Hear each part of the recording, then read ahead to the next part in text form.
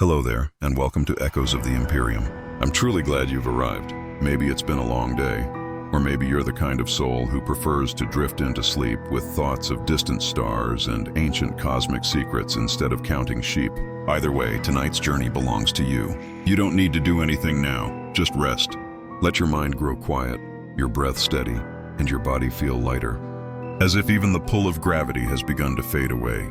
I can still point to when confidence slipped into fear. It didn't arrive loudly. It came in quietly, almost politely, the way a room goes silent just before a choir begins. Standing there, I noticed the sky over New York fade into the color of aged paper, clouds curling inward as though the heavens were being filed away. Below, the Avengers gathered metal, lightning, brute force, and spellcraft, and I was just another civilian among thousands, someone used to watching and noting details, not believing in them. And yet I felt watched. When the golden figure appeared, there was no explosion, no thunderclap, just certainty. His presence pressed into my thoughts, heavy and intimate, like fingers molding soft clay, already familiar with my shape. For nearly 40 seconds, no one spoke, and the city seemed to forget its own rhythm. Breathing paused. This mattered more than we knew. This was not a being asking for faith. It was authority expecting agreement. He didn't move his mouth, but the message arrived anyway, pulled from memory rather than sound.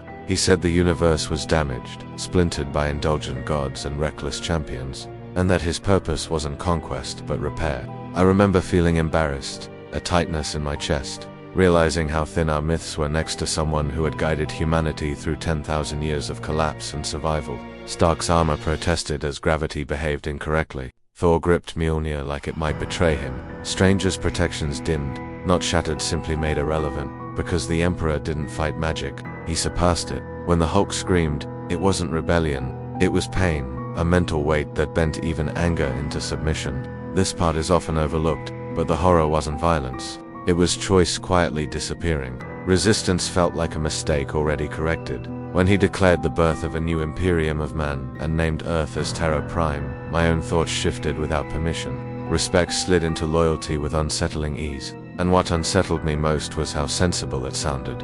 Image prompt 1. A vast, gold-armored emperor suspended above contemporary New York City. Avengers immobilized below in fear and disbelief. The sky washed in parchment gold tones. Grimdark, cinematic atmosphere, extreme detail, monumental scale. Image prompt 2. An intimate close-up of a civilian observer's face mirrored in the emperor's radiant eyes. Psychic force shown as crushing golden light over the skyline. Dark, gothic, science fiction mood. What came after wasn't tracked by news tickers but by compliance summaries. I was reassigned by someone I never actually met to record Earth's absorption into the Imperium. It didn't feel like an occupation. It felt like edits being made to a flawed text. Custodians arrived through corridors of light that shouldn't have existed.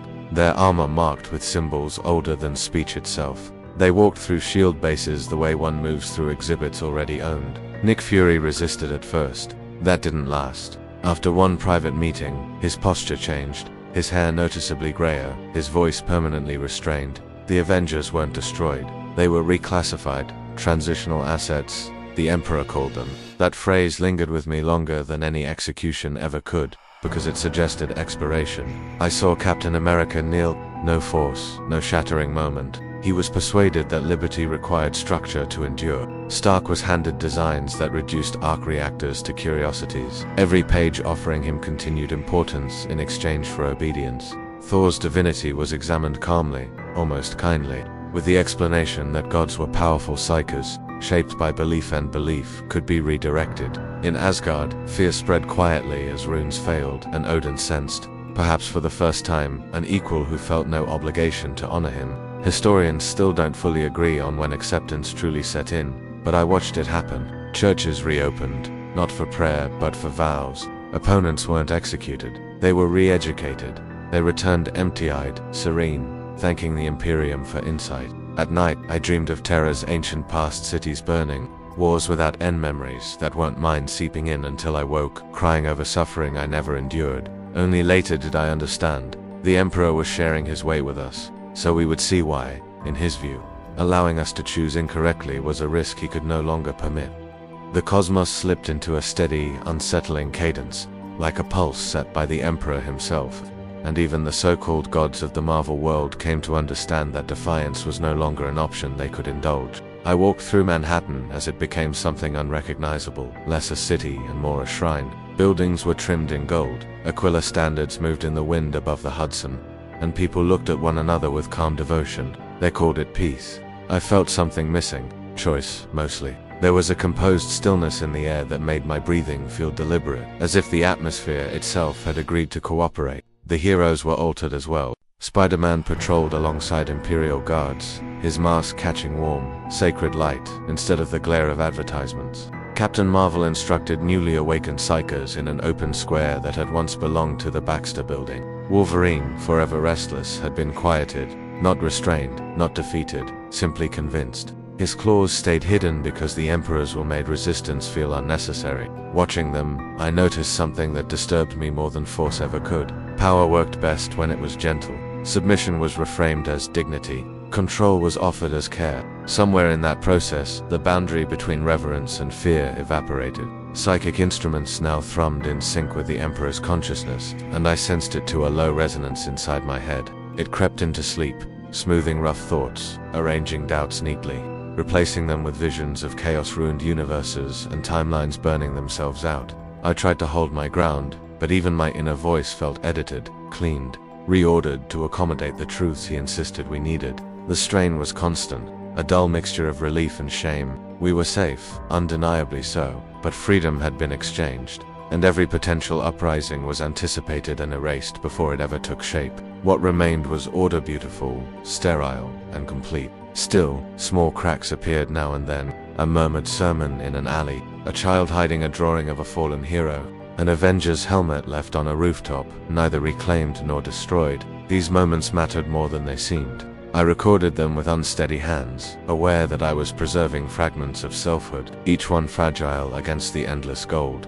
When I reached for the astral plane through careful meditation, I encountered the Emperor's mind. It was immense, structured like a galaxy built with intent, coldly exact. In its light, I saw alternatives. Endless wars, hulks, fury without restraint, mutants erased through fear, entire realities collapsing under arrogance and neglect. For an instant, I grasped the scale of his mercy. It was vast, and it was terrible. The understanding didn't soothe me. It left an ache. We hadn't been saved out of kindness, but by something that could survey all endings and deny us the ones we would have chosen. At times, no words were exchanged, yet I felt conversations happening all the same. Iron Man stood staring into the distance, no longer solving physics but weighing morality. Captain America adjusted his shield like a museum artifact, something belonging to a world he could no longer step back into. Each of them carried a quiet dread, knowing the Emperor's reasoning made sense, and realizing that freedom itself had been absorbed into a design too vast to resist. Their obedience wasn't surrender, it was acceptance, a mental realignment more thorough than any defeat in battle. Even so, disorder found narrow spaces to breathe. Loki continued his subtle games in the margins. Minor demonic breaches still flared and vanished. Strange occasionally caught glimpses of collapsing realities that made him grip his amulet in silence. These rare imperfections mattered. They reminded me that perfection wasn't all-powerful dominance, but relentless prevention. And as I observed this balance of authority and restraint, the weight of my role pressed harder. I wasn't just logging triumphs, I was recording what it cost eroded ethics, quiet compromises hidden beneath radiance. Ordinary people changed as well. Children studied psionics alongside arithmetic. Adults spoke of duty and service instead of rights. Even the most defiant, when shown proof of total annihilation, murmured agreement that sounded uncomfortably like prayer. I couldn't tell if they were reassured or shattered. The Emperor had taught us to dread not pain or death, but disorder itself, and in that fear, obedience became effortless. In the late hours, when the golden hue withdrew from the sky, my own thoughts splintered between admiration, remorse, and fear. No counselor could have sorted it. The true terror wasn't violence. It was tranquility enforced by absolute oversight. The mental gravity of a being so ancient that every story bent toward him. Looking at the rebuilt Avengers Tower, now an Imperial administrative center, I didn't see a symbol of heroism. I saw inevitability set in stone. We were all components in a composition directed by a conductor who never hesitated, whose mercy lay in trimming away possibility itself. Even as I write this, I sense him aware of me, not hostile, simply present, a reminder of position and limit. This reflection is allowed only because it remains factual, restrained, harmless, a narrow allowance for individuality within an otherwise perfected system, and in recognizing that, I cried not from fear, not from grief, but from the understanding that salvation had arrived in gold, and humanity had been left with no alternative but to bow, to comply, and to wonder.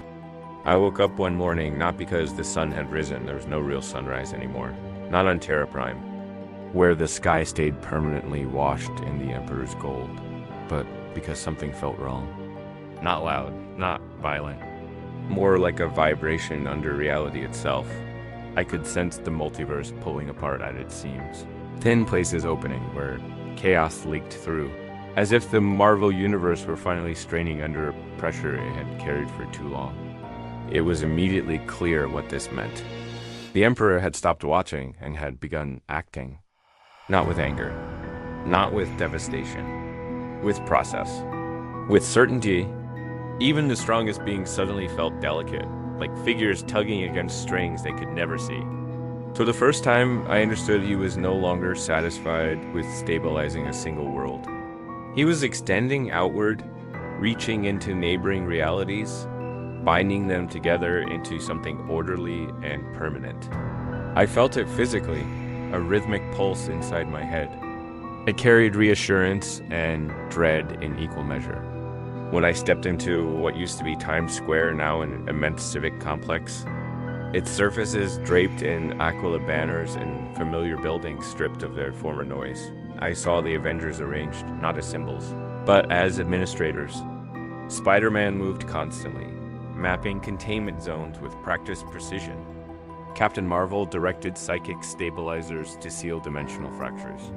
Wolverine, older and visibly restrained, patrolled with a calm shaped by discipline, not instinct. Watching them, something settled heavily in my chest. They were no longer champions. They were systems. Their triumphs no longer inspired. They maintained. The discomfort came quietly, the realization that fear wasn't required when inevitability was doing the work. I followed the movement inward toward Manhattan's core, where the Emperor's throne hovered above the peak of Stark Tower. It shouldn't have existed. A structure of light and impossible geometry, but it did, and it felt aware. When he addressed us, there was no sound, yet every person understood perfectly. It arrived like recollection rather than speech. He described reality with such precision that disagreement collapsed before it could form. I felt my own reasoning tilt, conclusions forming that I hadn't chosen, ideas settling in as if they had always been there. This part is often overlooked, but the terror wasn't force. It was comprehension removing alternatives. Thought itself narrowed. Minds aligned. A single note endlessly sustained. Still, resistance emerged, because it always does. The first real conflict of this Imperium came when rifts tore open above the Hudson. They weren't explosions, just jagged absences where logic failed. Things poured out that didn't belong to physics or sanity. Creatures that laughed without sound and fractured attention when you tried to focus on them. The Avengers responded instantly. They moved like components in a machine, acting on the Emperor's intent rather than their own. Golden fields sealed the breaches. Energy resonated, harmonic and precise. Yet I saw what remained underneath. Wolverine's eyes held something sharp and buried. Spider-Man's hands shook despite flawless execution. Captain Marvel's voice softened as she converted alien power into containment. The horror wasn't the creatures. It was the knowledge spreading through them that survival now required flawlessness, and flawlessness meant erasing parts of themselves. Curiosity drew me into the astral plane. I knew it was permitted. There, I watched the Emperor work. He braided realities together, like a craftsman handling thread, each strand representing a catastrophe prevented before it could occur. Worlds like ours hung at the ends, waiting to be assessed. The scale defied sense. Entire civilizations adjusted without consultation. My soul recoiled. Gods subdued. Histories rewritten. Heroes reassigned. All justified by order. Even the chaos gods reacted. They noticed him. I glimpsed Slaanesh languid and enraged.